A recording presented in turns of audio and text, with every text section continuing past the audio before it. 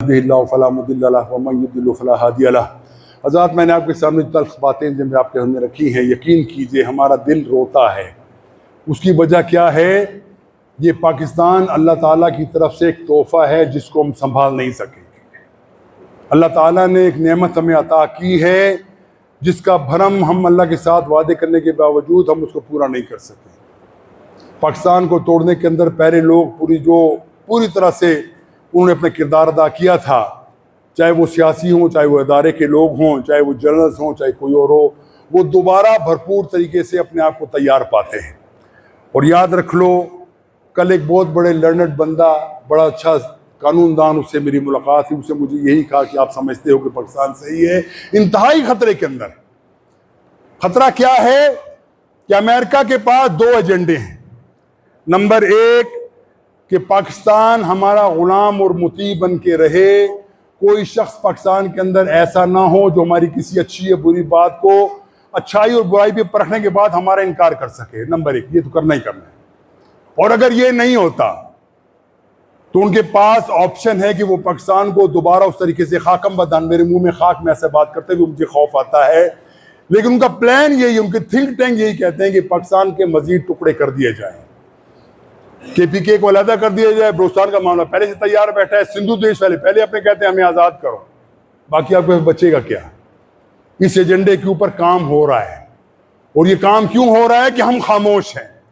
آپ کو اندازہ ہے کہ دنیا آج کل ہمارے پاکستان کے اندر بڑے مظاہرے روز ہوتے ہیں، وہ مظاہرے کیوں ہوتے ہیں؟ مقصد کیا ہے آپ کا؟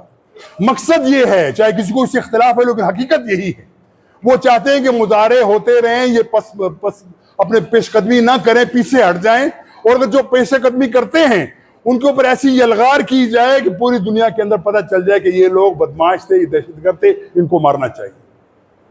پہلے بھی 2 مرتبہ ایسا ہوا، کچھ ایسے لوگ جو پاکستان کے واقعی مخلص ہیں، پاکستان سے محبت کرنے والے ہیں، انہوں نے اس کام کو رکوا دیے کہ خبردار آگے مت بڑھنا، رات کا ٹائم ہونے والا ہے، کوئی بھی تمہارے اوپر، کوئی قوت تمہارے اوپر یلغار کر دے گی، تمہارے 150 یا 1000 بندے تمہارے مار دے گی، اس کے بعد ایک بہترین نتیجہ ہوگا کہ ماشاءاللہ لے کے آ جاؤ، سب چیزوں کو لپیٹ دو۔ یہ جتنے بیٹھے ہوئے ہیں کہ ہماری ترمیم ہے اور ہمارا قانون ہے، یہ سب دھرے کے دھرے رہ جائیں گے۔ یہی کام کرنا چاہتی ہے وہ، ہر وہ بندہ جو امریکہ کے خلاف بات کرنا چاہتا ہے اس کو مار دو، اس کو جینے کا حق حاصل نہیں ہے۔ یہ کہاں پہ؟ آزاد اسلامی مملکت پاکستان کے اندر یہ معاملہ ہو رہا ہے۔ ہم امریکہ کی بات کرتے ہیں، ہم یورپ کی بات کرتے ہیں، ہم عربوں کی بات کرتے ہیں کہ ان کا معاملہ کیا، وہ غلام بن گئے، سارے وسائل کے اوپر امریکہ کا قبضہ ہے۔ ہمارا کیا حال ہے؟ آپ سوچو کیا حال کر دیا انہوں نے۔ حقیقت یہ بھائیو، اللہ سے بھی دعا مانگو کہ اللہ تعالیٰ ہمارے اوپر رحم کرے۔ حقیقت یہی ہے کہ 2 ہی آپشن ہے، تیسرا آپشن ان کے پاس ہے ہی نہیں۔ اور ایک طریقے سے جو معاملہ بنگلہ دیش کے اندر بنگالیوں کے ساتھ معاملہ کیا گیا تھا، وہی معاملہ آج پاکستان کے اندر بصورت کیا جا رہا ہے۔ پوری پشتون قوم کو، جن کی غیرت کے اندر، حمیت کے اندر ہمیں کوئی شک نہیں ہے، ان کو پیچھے دیوار کے ساتھ لگانے کی پوری کوشش کی جا رہی ہے۔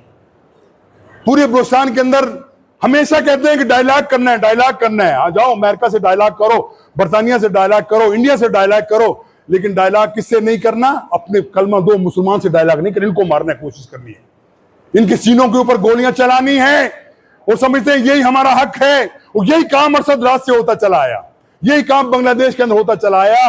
نتیجہ کیا ہے کہ لوگوں نے جب مرنا ہی ہے تو آزادی تو حاصل کرو کم از کم۔ ہم نہیں چاہتے ایسا معاملہ ہو، ہم کبھی نہیں چاہتے۔ اللہ سے دعا مانگتے ہیں اللہ ہمیں اس برے انجام سے بچائے، یہ پاکستان قائم رہے۔ امید ہے کہ اللہ تعالیٰ پاکستان کو قائم رکھے گا، لیکن ہمارے کرتوت، ہمارے اوپر بیٹھے ہوئے حکمران، وہ لوگ تمام امریکہ اور یہودیوں کے ایجنڈے کے اوپر 100% کام کرنے کے لیے تیار ہیں، پیچھے بھی ہٹنے کو تیار نہیں۔ آج بھی بھائیوں وہ ہو رہا ہے، مظاہرہ ہو رہا ہے، ہم دعا کرتے ہیں یا اللہ تو اس کو ان کو محفوظ رکھنا، اور ہم ان سے بھی کہتے ہیں جو مظاہرے کرنے والے ہیں، تمہارے مظاہروں سے بھی ہونے والا کچھ بھی نہیں ہے۔ قوت کا سرچشمہ کسی اور کے پاس ہے، پاور کسی اور کے پاس ہے، آرڈر کسی اور کے پاس ہے، تم کیا کر لو گے؟ پیسفل ڈیمونسٹریشن تم کر نہیں سکتے، تم کر رہے ہوگے، کچھ اور لوگ آ کے تمہارے اندر آ کے تمہاری طرف سے کام کر دیں گے، اور تمہارے نام لگ جائے گا یہ انہوں نے کیا ہے، اور پھر تمہاری گردن دبوچ لی جائے گی۔ ایسا کام اللہ سے دعا مانگو، اپنے آپ کو درست کر لو، اپنے آپ کو اللہ کے حضور پیش کر دو، اللہ کے سامنے اپنے گناہوں کی معافی مانگ لو، اللہ کے سامنے جھک جاؤ، اللہ سے مانگو، اللہ سب کچھ کرنے پہ قادر ہے، اللہ دیکھتا ہے دلوں کے حال کیا جانتے ہیں، ہمارے دلوں کے حالوں کو اچھی طرح اللہ جانتا ہے کہ ان کا کیا حال۔ بھائیو، ہم پاکستان کے مخلص ہیں، ہمیں پاکستان سے محبت ہے، ہمیں یقیناً ہماری زندگی میں اور مرنے کے بعد بھی ہمارے بچوں نے پاکستان میں ہی رہنا ہے۔ اور جن لوگوں نے یہاں پہ اپنے عیاشیاں کی ہیں، دیکھو آج پاکستان سے باہر سب لوگ وہی باہر بیٹھے، ہمارا کوئی بندہ پاکستان میں آپ کو نظر نہیں آئے گا۔ جنہوں نے اربوں کے حساب سے لوٹا ہے وہ تمام نہ یورپ کے اندر، امریکہ کے اندر، بیلجیم کے اندر، آسٹریلیا کے اندر اربوں روپے لے کے بیٹھے ہوئے، کوئی پوچھنے والا نہیں ہوں۔ میرے اور خون کی، عرب کے خون کی پسائی، ہم نے ٹیکس دیا۔ میرے جیسا بندہ چھوٹا سا بندہ ہوں، لیکن میرے بھی حساب میں لگایا کہ ان کو 20 لاکھ روپے میں ابھی تک ٹیکس دے چکا ہوں۔ اس پیسے کے اوپر وہ لوگ عیاشیاں کے باہر جاتے ہیں اور اپنی اولاد کو سنوارتے ہیں۔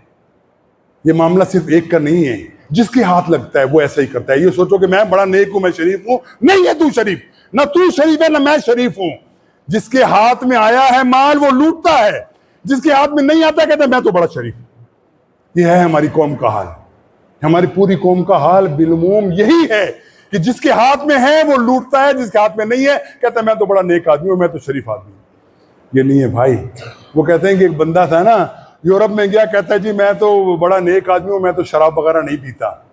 پوچھا بھائی کیوں؟ بولے بڑی فقر اتنا ہے، غربت اتنی ہے، روٹی پوری نہیں ہوتی تو میں یہ اشیاء کہاں سے کروں؟ تو اس کا مطلب وہ شریف نہیں ہے، اس کے پاس وسائل نہیں ہے، ورنہ اس کا دل بھی وہی چاہتا ہے جو فرعون نے کیا تھا کہ میں سب سے بڑا ہوں۔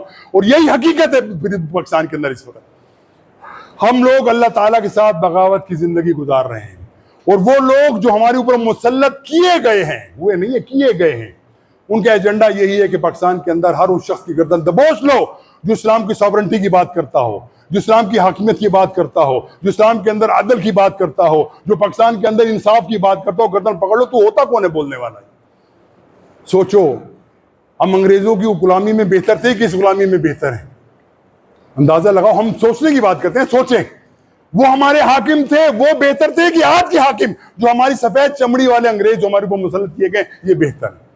کبھی ان کو خیال نہیں آتا کہ کیا ہو رہا ہے؟ لوٹ مار کا ایک بازار گرم ہے، اور خود اپنے منہ سے کہتے ہیں کہ پاکستان کے اندر اربوں روپے کی روزانہ کرپشن ہوتی ہے صرف تیل کی مد کے اندر۔ کہتے نہیں کہتے؟ آپ نے نہیں سنا اس کا پریس کانفرنس نہیں کی تھی؟ وہ جنرل صاحب جو بڑی باتیں کرتے۔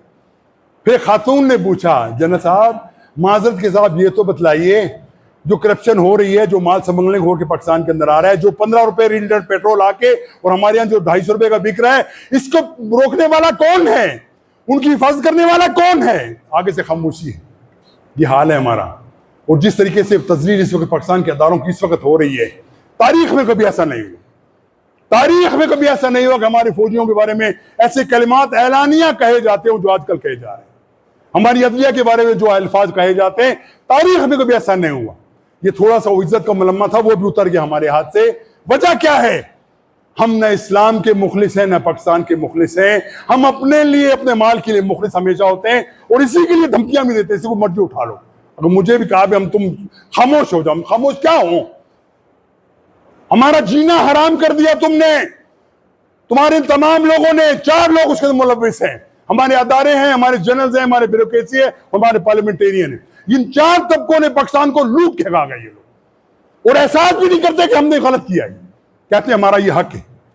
سوچو نا، ایک 22ویں گریڈ کا آدمی، کتنی تنخواہ ہوگی اس کی، کتنے وسائل ہوں گے اس کی، کتنا کماتا ہوگا وہ، اور لیکن جب وہ ریٹائرڈ ہوتا ہے پتہ چلتا ہے کہ اربوں کی جائیداد پہلے بنا کے رکھا ہوا ہو۔